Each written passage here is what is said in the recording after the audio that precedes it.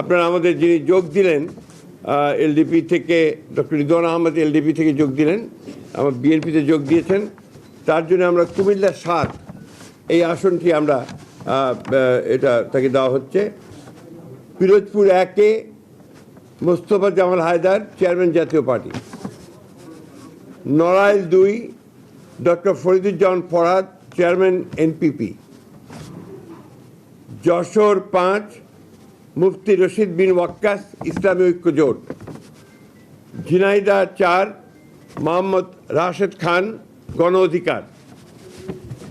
Bobby Hajjaj NDM, তিনি বিএনপিতে যোগ দেবেন এবং সেটা ঢাকা ১৩।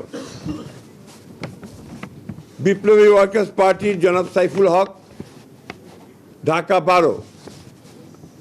মাহমুদুর রহমান মান্না, বগুড়া ২ নাগরিক ঐক্য।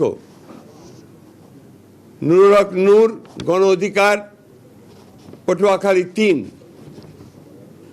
ব্রাহ্মণবাড়িয়া ৬ মোহাম্মদ জুনায়েদ আব্দুর রহিম সাকি, গণসংহতি আন্দোলন। এটা আমরা ঘোষণা করলাম, এরপরেও আলোচনা চলবে। তারপরে যদি আরও কোনো সিদ্ধান্ত হয় সেই সিদ্ধান্ত আবার পরবর্তীতে আমি আপনাদেরকে জানাবো।